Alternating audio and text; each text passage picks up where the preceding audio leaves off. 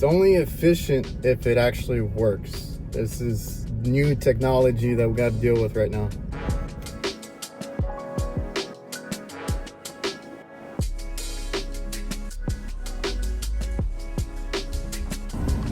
All right, so up here in the condenser, everything's fine. All I did was lower this a little bit to see if we were actually pumping down, because it would shut off like at 12-13 psi, and sure enough we are. So we weren't getting a signal, I don't think, to open that EEV. So I am going to turn this back on from the disconnect, and I found the breaker, so we have the breaker off. And normally what you could do is just take the wire, it's 2 wires on the pressure switch, and it's a contact that opens and closes. It just makes those 2 wires connect together. So you could just take one off and put it with the other one and then turn it back on and run it. Or you could push in the contactor and see what the pressures run to. Or you could, what I used to do, I try not to do it anymore, is take a needle nose and short the pressure switch across. But on these bond units, these ones that we've been putting in, that pressure control is facing the other way and right up against that wall like you saw. So it's a pain in the ass to get those wires. So on these, I usually just turn the adjustment all the way down so that it can run, and then we see, is it shutting off, or is it staying at 10 psi, or is it going down? But this one went and pumped completely down, so that EEV is not opening. Fans are on a delay because they said they were working and then they stopped. That is just due to, actually it is coming through a little bit, but no display. So it's trying to run right now, but those EEVs usually pump down and then slowly open, so we're not getting the right flow. It's too low of a pressure, and this thing also iced up, and it's going to keep cutting off on low pressure. And we had to get the board because I was here yesterday and it actually worked, and as I was going up on the roof, the display went off. So right now it is on. So we got 210 on the incoming power, but nothing powers on.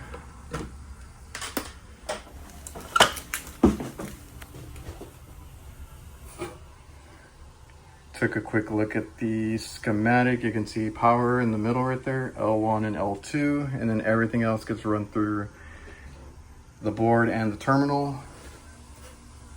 M1 and M2 are those 2 first ones after the ground. We do have 210 there, obviously, because it is running to the board right there, but nothing's coming on. And there is a flashing light, but the other day the display was on. The new guys were working on it. They had to clean it up because everything had iced over. I think the board shorted out. It's supposed to have a coating on it. And he said the display came back on after they dried it out. And then when I came, there was a fault. There was a red light and a green light up here, but as soon as I was going to get into it and test out the defrost and all that, it just completely shut down, but it's trying to run. So this one is a Russell. The other issue we've had is that little sensor right there. On the cooler, if the fans are acting up or they don't want to come on, it's usually that sensor. You can just disconnect it and then the fans will come on. Like I said, this one has a delay, so we need to swap out the board, see if we can get that programmed and start it up.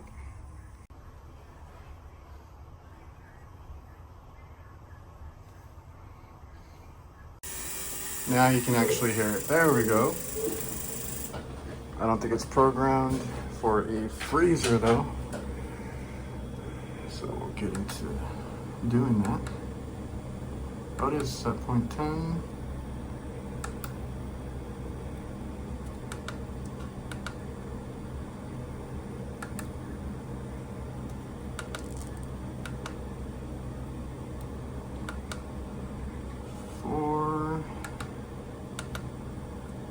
We're not there yet. We got 404 in most of our systems, or all of our systems.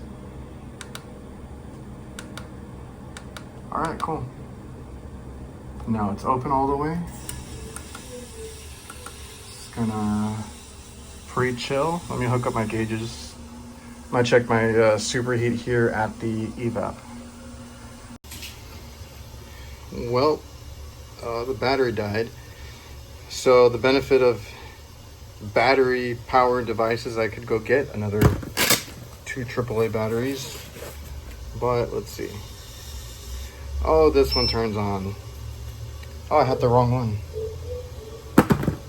I was gonna say if I had to switch it, I could just switch it here. That's what I like. If one dies, pick up the other one, move the switch over, then you got whatever you need.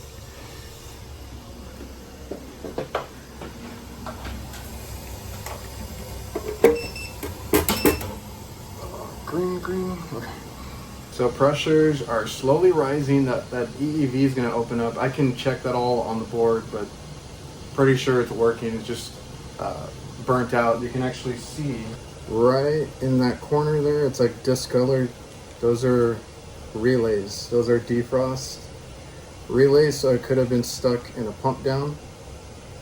And yeah, that looks a little like toasted on the side or on the back. So I get to cool down a little bit in the freezer. I can't really check the pressures in charge until it gets cold enough to kick these fans in full speed, and then you can check your charge, your superheat, all that kind of stuff. And I'll just go look at the sight glass.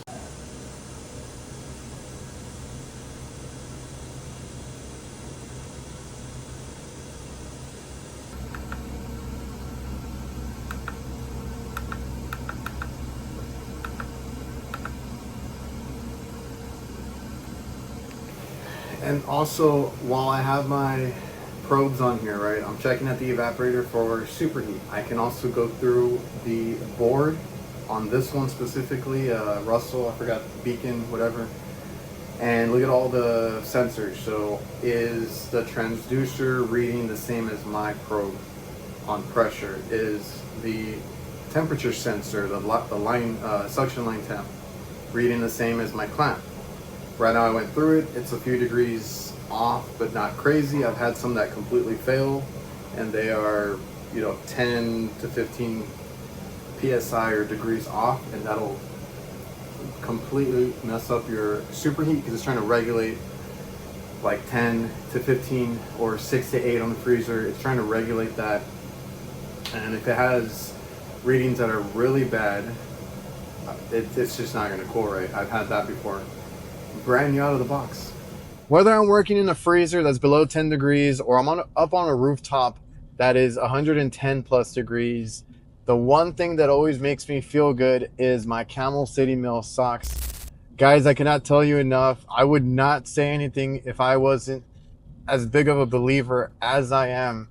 I wear these socks throughout the work week. They don't feel nasty at the end of the day, so I'm not in a hurry to jump out of these work socks. They have that special merino wool blend, the extra tough, durable sock that has a 10-year guarantee. If you guys rip these socks, the price of these socks, mind you, is for your next 10 years of socks. So if you buy more, you save more. You can save with my discount. I'll leave that link down below. I'll leave it on the screen as well.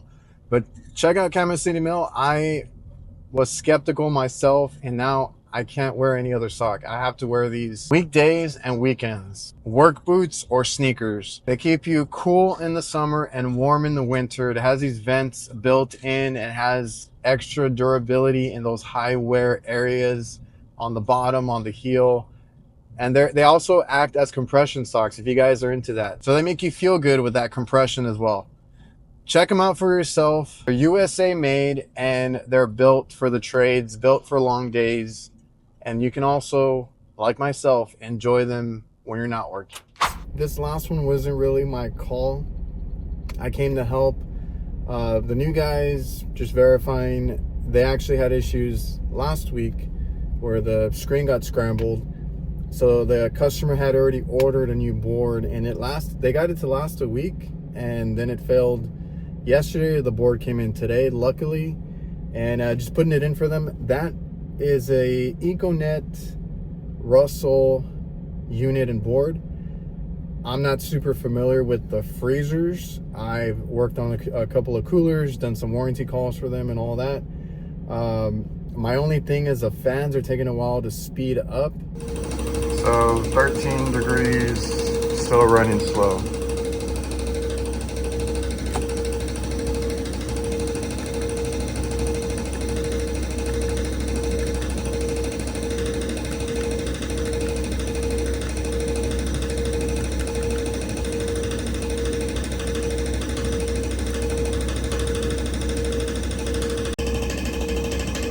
Yeah, I mean, look at that, negative 25, negative 30. That's that sensor that I was talking about.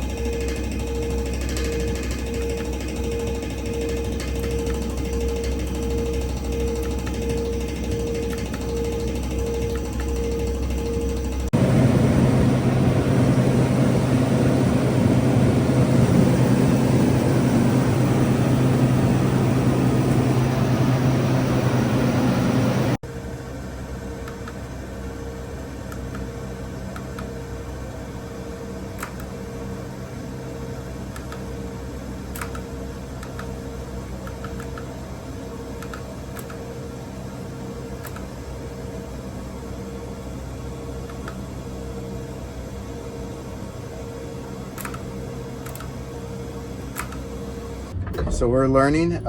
Basically, I went through the settings. If aux 1 and 2 are both on, that is considered low speed. It needs to be 1 on and 2 off. So that board is not doing what it's supposed to, even though we have proper sensor outputs and all that. So I'll show you. We're learning. So I'm going to show you what I do right now. All right, you can see 1 is on top, 2 is on the bottom, so I completely disconnected that. This one from the fan, I believe, is with a wire nut, capped it off. The one I was going to leave capped off, I completely took it out. It's just from here to M2 or 1. I'll check the schematic. This one is 1. I think it's going to 2 because the other side is 1. So we're gonna see if it calls and there's nothing hooked up from what I can tell. Maybe this time it'll stay into full speed. Because before it was like going in and out with just one wire disconnected. So I wanted to disconnect both now.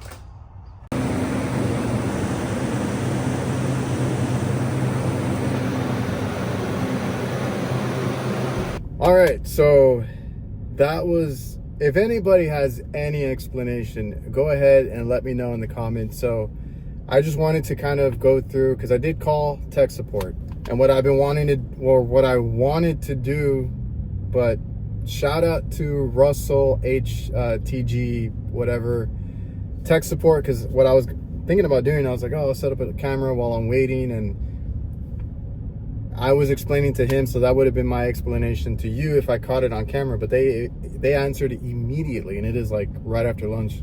So I called him and I let him talk, right? Older gentleman, super nice.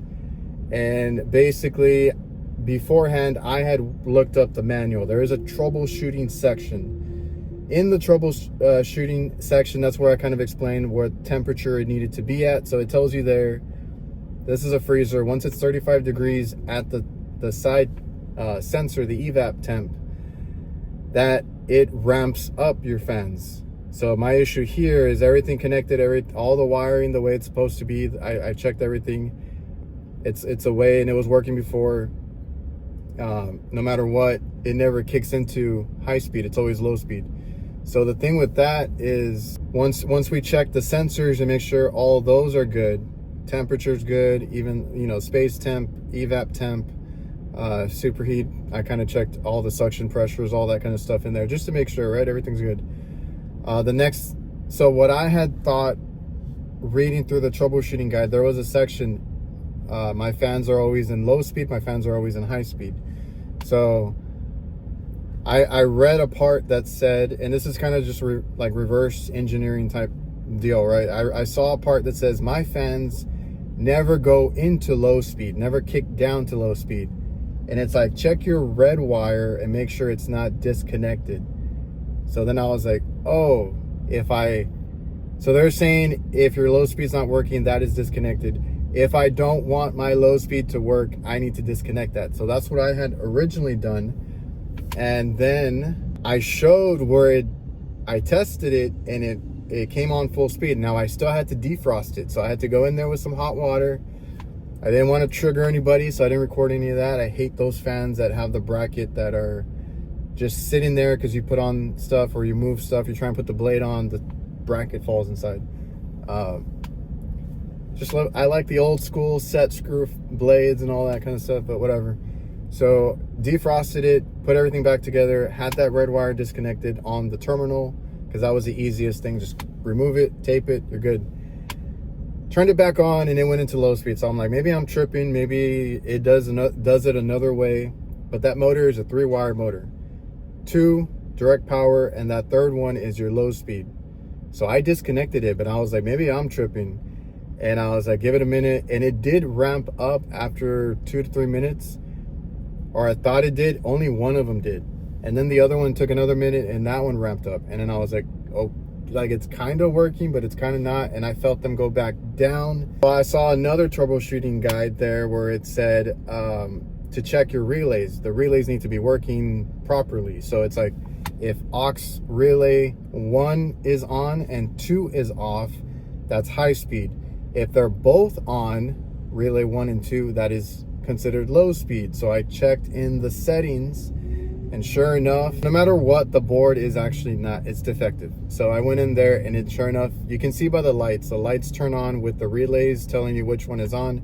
But if you go into the settings and actually check your outputs, it's going to tell you, oh, relay 1 is on, relay 2 is on. So that shouldn't even be calling for both relays. So that is one issue, but I'm trying to bypass the board. So I went back to the schematic and I was like, you know what? Relay number 2 has 2 red wires. Let me just completely take them off. Maybe I'm missing something. Maybe there's back feed or whatever. Turned it back on. Same exact thing happened. And it stayed in low speed a little bit longer this time. I was super confused. So I'm like, at this point, I'm going to let it run. I'm going to call tech support.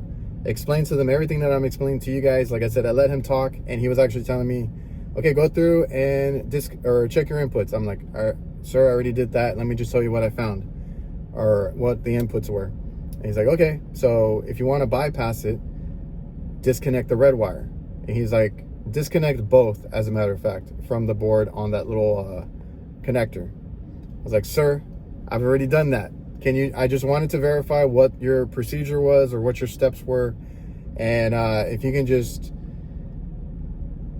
if I can just walk it through with you. And, you know, we came to the conclusion because he's like, you know, son, that is a 3-wire motor. Once you take away that red wire completely out of it, there's nothing going to that red wire, then that their ECM motors, they're failing basically, right? Because now it's working. Now, right now, the customer is super happy because it's working. I'm like, I don't know what to tell you. It's just, it's in and out. It doesn't stay on, but for right now, it kicked back on and it has stayed on full speed. It is under 10 degrees already. So they are super happy. They just had a lot of icing up problems. So technology, right? So now I asked the guy, what's your recommendation? A new board, because it's calling for both relays when it's not supposed to. Sensors are all good. And to replace both ECM motors because it is like a random intermittent issue that there is no signal going to them to be doing that. So guess what? Both bad motors. So I'm going to let the customer know. They're going to go ahead and make their own decision. They buy their own equipment. So I am actually out of the equation on that part. I bypassed what I could. I told them every now and then it might drop speed, but if you see it full speed, it's working fine. That's a whole lot of, yeah. So this is a Russell Econet. I called tech support, kind of walked through what I found and kind of try to explain to you guys what I found there. Essentially, if you guys ever have issues with, you know, your speeds, you need to remove the low speed from the wiring just to make sure your high speed's working. And I thought it was. Sure enough, it's just random now. So at least it's working in the meantime. I gave them my Econet's recommendation, and they're gonna, you know, deal with that. So hope you guys enjoyed the video. Hopefully you got something out of it. I might have to do like a playlist, an intelligent playlist and an Econet playlist. If you guys want to find those easily, because I've had weird issues, and that is always my concern, putting electronics in a walk-in, not only a cooler, but like specifically a walk-in freezer where there's a lot of ice, condensation, stuff like that. So we had a bad board, display went out. I think the back burnt out somehow with ice buildup. And then maybe because the ACM motors were giving out, right? And that caused the board, but we replaced the board thinking the board was the issue, but then the new board was defective. And now we know the motors are bad because we went a little bit further with bypassing things. That's where bypassing can help you in these situations. If you know the diagram, if you know everything. So I have the schematic, I looked at all that, I went through it, found the manual, found some troubleshooting tips, talked to tech support, and that's when, like I said, bypassing can help you test things. So hopefully you guys enjoyed the video. Hopefully I can get some more content like this out to you guys very soon. I do have some training, I call them training day for fun, but some training series videos that'll be out very soon. Hopefully this helped somebody. Remember to like, comment, subscribe, all that good stuff. See you guys.